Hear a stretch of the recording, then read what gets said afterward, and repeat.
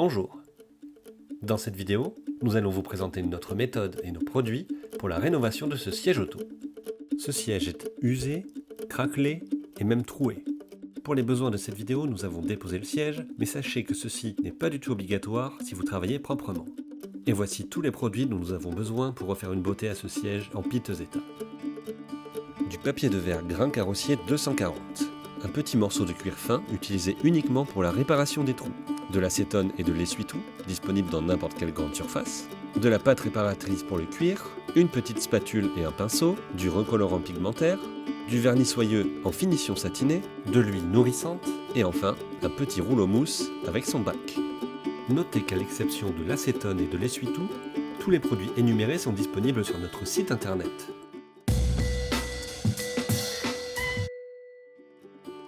La première étape de notre rénovation consiste à légèrement poncer le cuir. Cette opération a pour but de casser le vernis d'origine et d'ouvrir le cuir en lui rendant de la porosité. Vous devrez ensuite dégraisser simplement votre cuir à l'acétone avec du papier essuie-tout. Cette opération est importante, car si elle est mal faite, le recolorant pigmentaire pourra être gêné et ne pas correctement pénétrer le cuir.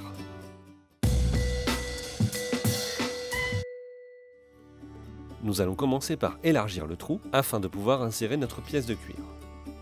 La pièce de cuir doit être bien positionnée à plat entre le cuir du siège et la mousse. Le contre-collage de la pièce de cuir s'effectue à l'aide de la pâte réparatrice.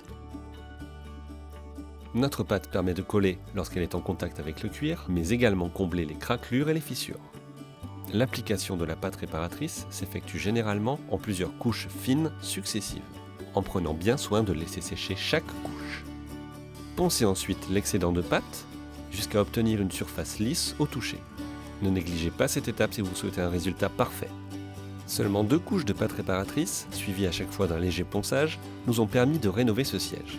Le cuir est désormais parfaitement lisse au toucher et prêt à recevoir sa première couche de recolorant pigmentaire.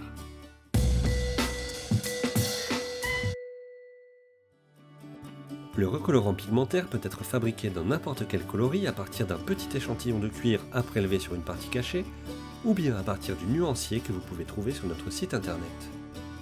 Commencez par peindre les parties délicates à l'aide d'un pinceau.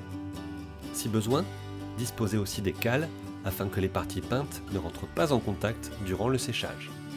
Une fois les zones délicates terminées, nous pouvons accélérer le travail à l'aide du rouleau mousse. La première couche doit sécher naturellement. Pour les couches suivantes, vous pourrez accélérer le séchage à l'aide d'un sèche-cheveux, départ chaud puis à froid. Comptez environ 2 couches pour une couleur noire, 3 couches pour les tons moyens et 4 couches pour les tons clairs ou très clairs. Si besoin, peaufinez vos réparations en appliquant à nouveau notre pâte, sans oublier de poncer et dégraisser aux endroits requis. Après 3 couches de recolorant pigmentaire, vous pouvez désormais appliquer le vernis qui va protéger la fleur du cuir et les colorations des frottements répétés. C'est aussi le vernis qui donne la finition mate, brillante ou satinée selon vos souhaits. C'est la finition satinée qui est la plus courante dans le milieu automobile.